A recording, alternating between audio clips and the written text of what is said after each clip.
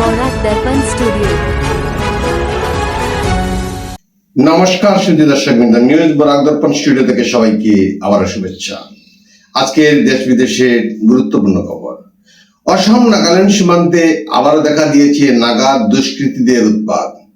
গোলাঘাট জেলার সীমান্তবর্তী B sector চুঙ্গাঝান 1 নম্বর দুর্গাপুরে বৃহস্পতিবার দুপুরবেলা প্রায় 2টার সময় নাগা দুষ্কৃতীদের একটি দল অপহরণের চেষ্টা চালায়। প্রাপ্ত তথ্য অনুযায়ী 1 নম্বর দুর্গাপুরের পাচাং লামা নামের এক যুবকের মুদির দোকানে দুপুর 2টার দিকে নীল রঙের ওয়াগনার গাড়িতে করে এসে দুষ্কৃতীরা সেখানে প্রবেশ করে এবং বন্দুক দেখিয়ে তাকে অপহরণের চেষ্টা করে। অভিযুক্তরা বন্দুকের বার দিয়ে আঘাত করে গুরুতরভাবে আহত করে পাচাং লামাকে। অন্যদিকে ঘটনার পরপরই পুলিশ ও প্রশাসনের কর্মকর্তারা ঘটনাস্থলে উপস্থিত হন। পুরো ঘটনাটি নিয়ে পুলিশ তদন্ত প্রক্রিয়া চালিয়ে যাচ্ছে। গোপন তথ্যের ভিত্তিতে লক্ষ্মীপুর উজান তারাপুর এলাকায় মাদক বিরোধী অভিযান চালিয়ে কাছাড় পুলিশ ও আসাম রাইফেলস বিপুল পরিমাণ হেরোইন জব্দ করেছে। মোট 30টি সাবানের বাক্স ভর্তি হেরোইন উদ্ধার করা হয়। এই জব্দকৃত বাক্সগুলি থেকে মোট 401 গ্রাম হেরোইন, যার বাজার মূল্য প্রায় 3 কোটি টাকা। ঘটনাস্থল থেকে এক ব্যক্তিকে গ্রেপ্তার করা হয়েছে। উল্লেখযোগ্য যে উদ্ধার হওয়া হেরোইনটি প্রতিবেশী রাজ্য মণিপুর থেকে সরবরাহ করা হয়েছিল। এই অভিযানে মুখ্য ভূমিকায় নেতৃত্ব দিয়েছিলেন পুলিশ সুপার নোভাল মাহাত্তাই। কাকপথারে অবস্থিত ভারতীয় সেনা শিবিরে ভয়াবহ হামলা।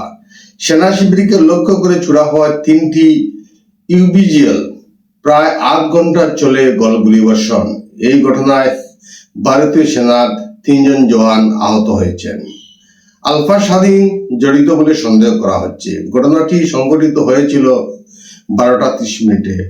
হামলাকারী দলটি এই আক্রমণে একটি ট্রাক ব্যবহার করেছিল। ইতিমধ্যে সেই ট্রাকটি অরুণাচলে টেঙ্গাপানিতে উদ্ধার করা হয়েছে। শেখরজ্যোতি ও অমৃত প্রভাকে 14 দিনের বিচারিক হেফাজতে পাঠিয়েছে সিজিএম আদালত। কড়া নিরাপত্তার মাধ্যমে তাদেরকে কারাগারে নিয়ে যাওয়া হয়।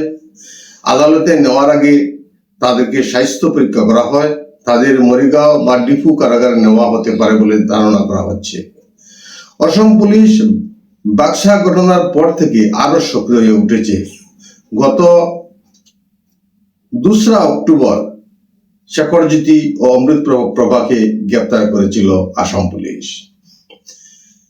আজ কংগ্রেস নেতা ও সাংসদ রাহুল গান্ধী বড়ঝার বিমানবন্দরে অবতরণের পর দুপুর 2টায় তিনি সোনাপুরের কুমারকুচিস্থ জুবিন গার্গের সমাধিস্থলে তিনি পুষ্পার্পণ করে প্রয়াত শিল্পীর প্রতি শ্রদ্ধা নিবেদন করেন।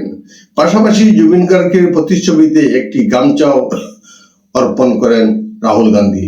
এছাড়া তিনি জুবিন গার্গের প্রিয় গাছ নাহরের একটি চারা গাছ ও সমাধির পাশে রোপণ করেন। জানা গেছে রাহুল গান্ধীর আজকের এই সফর শুধু জুবিন গার্গের প্রতি শ্রদ্ধা জানানোর উদ্দেশ্যে। আজ তিনি শিল্পীর স্ত্রী গরিমা গার্গ ও পরিবারের অন্যান্য সদস্যের সঙ্গে সাক্ষাৎ করবেন। বিশেষ করে আজকের কার্যক্রমে সভাসঙ্গী ছিলেন কংগ্রেস সভাপতি সাংসদ গৌরব গগৈ, বিরোধী দলনেতা দেবব্রত শইকীয়া এবং আসামে কংগ্রেসের তত্ত্বাবধায়ক জিতেন্দ্র সিং সহ বহু সাধারণ লোক। সংবাদ সংস্থা রয়টার্সের প্রতিবেদন অনুযায়ী এক জঙ্গি বিস্ফোরণ বুঝাই গাড়ি নিয়ে সেনাঘাটির দেওয়ালে ধাক্কা মারার পর প্রবল বিস্ফোরণে অন্তত 7 জন পাকিস্তানি জওয়ানের মৃত্যু হয়েছে। যদিও পাকিস্তানের সেনা কাহারও মৃত্যুর কথা স্বীকার করেনি। এই ঘটনায় আহত হয়েছেন 13 জন। এই জঙ্গি অপারেশন সংঘটিত হওয়ার সময় 3 জন জঙ্গি সেনাঘাটিতে প্রবেশের চেষ্টা করেছিল, কিন্তু পাক সেনা তাদেরকে গুলি করে হত্যা করে।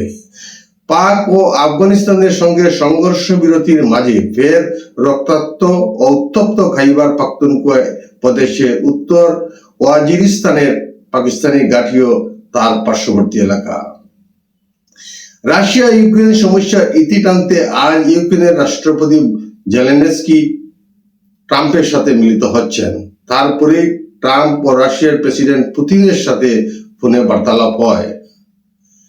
ট্রাম্প জানালেন সমাজ মাধ্যম ট্রুথে নির্ধারিত দিনে হাঙ্গেরির রাজধানী বুদাপেস্টে তিনি পুতিনের সাথে সাক্ষাৎ করবেন। আজকের প্রতিবেদনে এখানে সংক্ষিপ্ত বিরতি টানছি। সবাইকে শুভ সন্ধ্যা জানিয়ে বিদায় নিচ্ছি। নমস্কার।